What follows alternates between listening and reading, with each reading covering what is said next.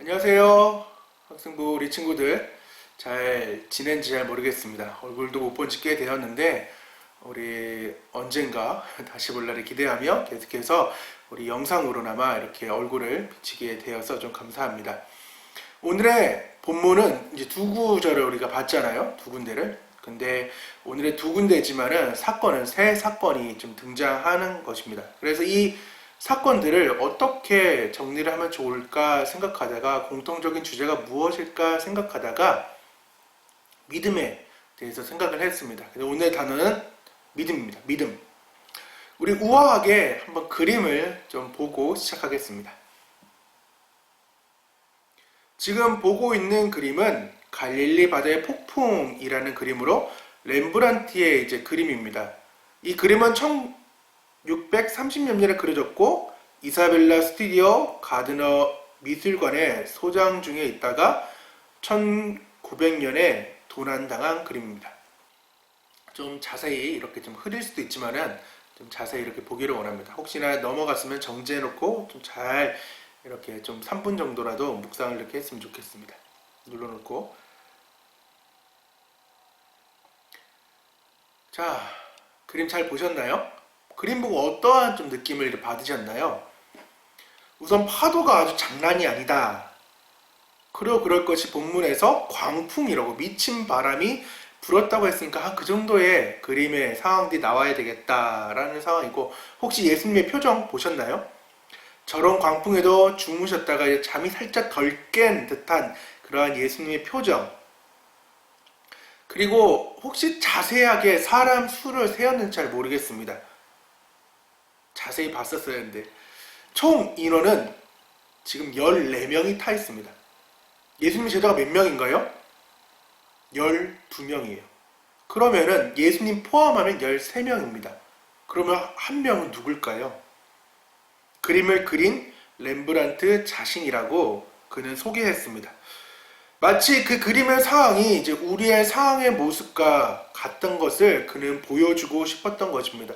우리도 폭풍이는 그 한가운데에 예수님을 모시고 있지만 그 앞으로 벌어질 일들이 마치 자신과 같은, 자신도 그 배에 타 있는 그러한 제자들 같다는 그 렘브란트의 그 고백처럼 마치 우리도 그 배에 있는 그러한 듯한 느낌. 광풍을 맞는 그 제자들이 어떻게 했을까요? 정말 자신의 힘으로 힘을 내가면서, 힘을 써가면서 아마 그 광풍을 이겨보려고 했을 것입니다. 그리고 이내 배가 가라앉으려고 하자 어떻게든 안 되니까 예수님을 이제 깨우기 시작한 거죠. 그 순간 제자들의 그 낙심한 모습을 여러분 좀 상상이 되시나요? 할 거 다 했다니까요. 그래서 38절에 4장 38절의 상황이 선생님이 우리가 죽게 된 것을 왜 돌보지 않느냐고 예수님을 깨우기 시작했다는 것입니다. 이 제자들의 상황 충분하게 저는 이해가 돼요. 여러분도 좀 이해가 갈 것 같나요? 죽을 힘을 다해 아마 물을 막 퍼냈을 것이고, 죽을 힘을 다해 막 노를 저었을 것이고, 죽을 힘을 다해 짐도 밖에 다 던졌을 것이고, 여러 가지 일들을 죽을 힘을 다해서 우리는 하고 살아가죠.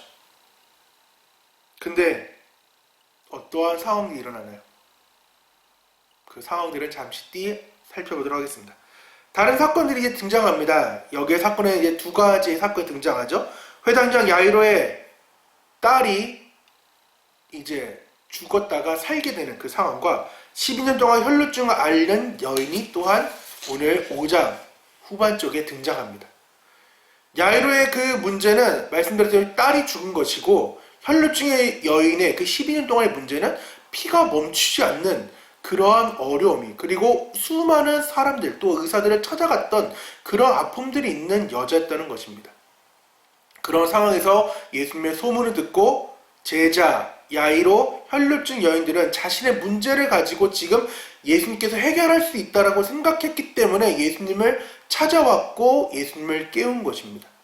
인생의 문제에서 예수님을 찾아오면은 모든 것이 해결됩니다. 그래서 제자들 상황에서는 예수님께서 깨어서 바람을 꾸짖고 바다를 잠잠하라고, 그리고 고요하라고 했더니 바람이 그치고 바다는 잔잔해졌다고 얘기합니다.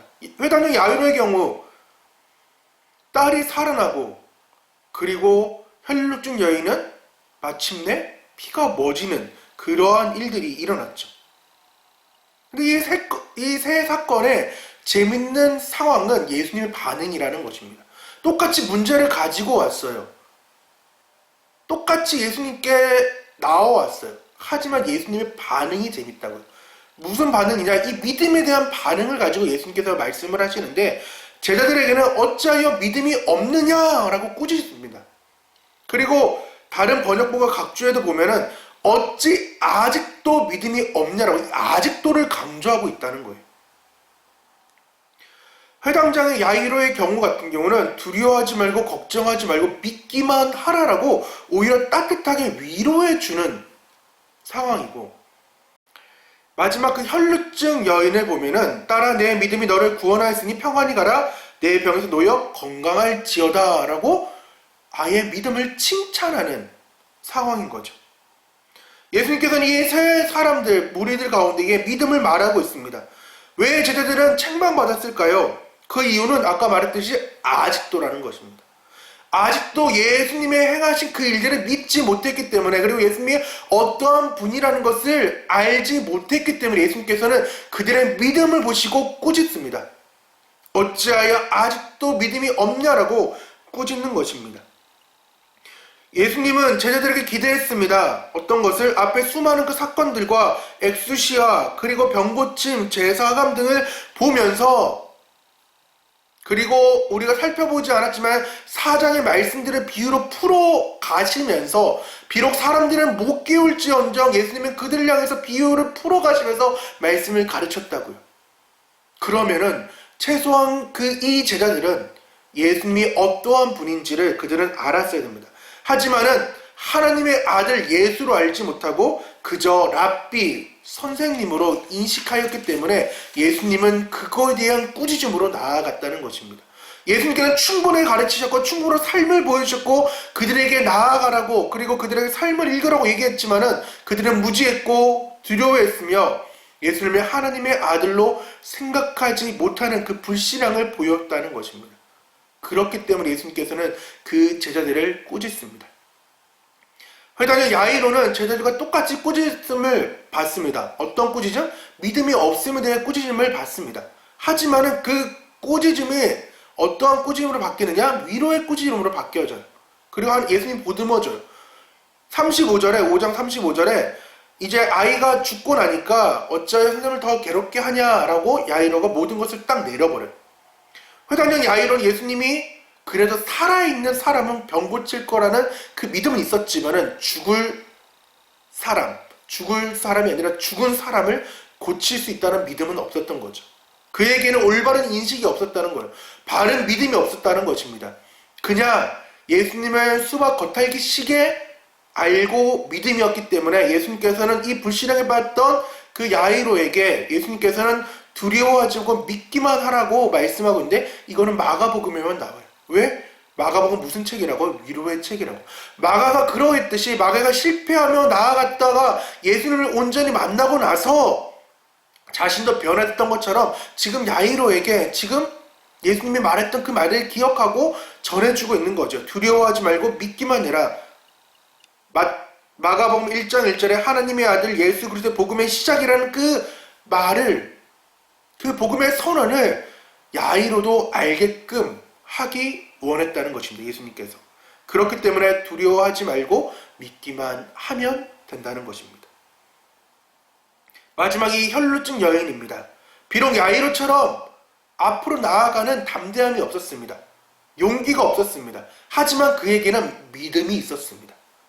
어떤 믿음? 예수님의 옷을 만지면 낫는다는 믿음입니다. 그러면 무조건 이 낫는다는 그 믿음이 있었기 때문에 그녀는 예수님의 옷만 잡으면 나을 거라는 그 믿음이 있었기 때문에 나아갔습니다. 그리고 그녀는 행동하는 믿음으로 나아갔습니다. 왜? 수많은 사람들이, 군중이 모였어요. 인싸가 모였거든요. 인싸인 그 야이로가 지금 예수님 옆에 무릎 꿇고 내 딸 살려달라고 얘기했으니까 그 상황이 너무나도 궁금했기 때문에 수많은 사람들이 몰렸어요. 혈루증 앓는 그 아픈 여인이 그 군중을 뚫고 예수님의 옷을 만진 것입니다. 그리고 나서 그녀는 낫게 되었던 거죠. 그때 예수님께서 말씀합니다. 누가 내 옷 만졌어? 그러니까 제자들이 막 웃으면서 얘기합니다. 선생님 이거 봐요. 수많은 군중들이 예수님, 우리 선생님을 지금 만지고 막 이렇게 밀치고 가는데 당연히 그 옷을 만지는 게 뭐가 어떻다고 그러세요? 라고 했을 때 예수님은 누가복음 8장 46절에 내 능력이 빠져나갔다고 얘기하십니다. 그리고 둘러보시는 거예요. 누구야? 누가 내 옷 만졌어? 라고 얘기했을 때 그녀는 두려웠을 것이고 또한 그 감사했던 마음, 자신이 숨으려고 했던 그 도망하려 했던 그 마음이 여러 가지가 교차했습니다. 예수님은 그냥 보낼 수 있었지만은 구태여 왜 굳이 그녀를 붙잡으려고 했을까요? 이유는 네 가지입니다. 많은 사람들에게 하나님의 은혜와 사랑을 보여주려고 했고요. 두 번째는 그녀를 알림으로 자신의 은혜의 빛, 즉 예수님의 그 은혜의 빛을 이제 감추지 못하게끔 은혜를 계속해서 빛을 펼치려고 선포하려고 했던 것이고, 세 번째는 여인이 자신의 죄를 깨닫고 고백해야 했기 때문입니다. 마지막 네 번째는 예수님은 그 치유를 통해 자신의 축복을 확인해 줄 필요가 있었기 때문입니다. 그리고 나서 예수님은 그녀에게 내 믿음이 너를 구원했다라고 말씀합니다. 그녀의 믿음이 무엇이었냐면은 예수님의 옷만 만지면은 손만 대어도 구원을 받을 거라는 확신이 있었기 때문에 예수님 아까 네 번째 그 상황처럼 믿음을 확인시켜주고 확증시켜주고 많은 사람들에게 이것을 보여주기 위해서 그녀를 불렀던 것입니다. 좀 아쉬운 것은, 그리고 이제 함께 링크 걸린 이 찬양을 들어보면은 옷자락이라고 얘기합니다. 개역 한글 그 옛날 번역본에는 옷자락이라고 얘기해서 많은 사람들이 옷자락을 알고 있지만 옷의 가장자리입니다. 어딘지 모르지만 옷의 그 가장자리를 아예 만졌다는 것입니다. 우리가 바로 좀 알고 나아가길 원합니다. 오늘은 이 믿음에 대해서 세 가지를 좀 살펴봤어요. 우리도 이 세 가지에 놓여 있습니다. 제자의 상황, 회당장 야이로의 상황, 혈루증의 여인처럼. 제자들처럼 모든 것을 예수님께서 보여주셨지만은 믿음이 없을 수도 있고요. 어떤 친구들은 회당장 야이로처럼 예수님을 제대로 알지 못해서 믿음이 제대로 자라가지 못하는, 그리고 제대로 인식하지 못한 그러한 믿음이었고, 어떤 친구는 혈루증 여인처럼 예수님의 앞에 나올 수 없는 용기는 없었지만, 나올 용기는 없었지만은 구원받을 수 있다는 그 믿음은 있었다는 그러한 친구들도 있겠죠. 어떠한 상황에 있다 하더라도 우리는 이제 제자와 야이로와 같은 그 믿음은 없어져야 하고, 우리는 혈루증 여인처럼 믿음 있는 여자로 반응해야 된다는 것입니다. 그래서 예수님께서 마태복음 6장 30절에서 34절까지 이런 말씀을 합니다. 믿음이 작은 자들아, 그러므로 염려하여 이르기를 무엇을 먹을까 무엇을 마실까 무엇을 입을까 하지 말라. 이는 다 이방인들이 구하는 것이라. 너희 하늘 아버지께서 이 모든 것이 너희에게 있어야 할 줄을 아시느니라. 그런즉 너희는 먼저 그의 나라와 그 의를 구하라. 그리하면 이 모든 것을 너희에게 더하시리라. 그러므로 내일 일을 위하여 염려하지 말고 내일 일을 내일에 염려할 것이요 한날의 괴로움은 그날의 족하니라. 라고 말씀하고 있죠. 우리는 믿음이 작습니다. 그래서 염려를 미리 당겨서 하고 장래의 그 모든 일들까지도 걱정하고 불안해합니다. 하지만 우리는 주님을 의지하고 믿음 없는 그러한 사람이 아니라 모든 것을 하나님께 맡기는, 그리고 주어진 삶의 최선을 다하며 나아가는 우리가 되길 원합니다. 그러한 삶은 먼저 그의 나라와 그 일을 구하는 것입니다. 즉 그 나라와 그 일을 구하는 것은 주님을 먼저 생각하고 주님을 위하여 살아가는 삶이라는 것입니다. 그러할 때에 내 안에 있던 그 믿음 약함에 대한 그러한 상황들이 예수님께서는 온전한 믿음으로 만들어주시고 그 경험들이 쌓여가지고 계속해서 나아갈 수 있다는 것입니다. 우리 꼭 믿음을 잘 지키며 나아가길 원합니다. 그리고 믿음을 더욱더 키워가길 원합니다. 저는 적응을 어떻게 했느냐, 나의 믿음의 현 주소는 해가지고 현 주소를 좀 찾아보려고 하고, 당연히 전사님의 믿음이 이만할 거라고 생각하지 마세요. 정서 부단히 기도하며 애쓰고 있으면 성령 충만하려고. 3읽기는 나의 믿음의 주소를 제대로 알고 믿음이 없다면은 믿음을 위해 기도하고 믿음을 있다면은 그것을 지키기 위해 기도하기라는 삶을 좀 읽어보려고 합니다. 일주일 동안 여러분에게도 오늘 이 세 가지의 부류에 속할 수 있지만은 우리가 어떠한 부류인지를 제대로 알고 우리의 믿음, 꼭 믿음을 점검하길 원합니다. 기도하겠습니다. 하나님 감사합니다. 비록 코로나19 때문에 많은 어려움과 힘듦 때문에 교회는 오지 못하였지만은 이렇게라도 영상으로 예배하게 하심을 감사합니다.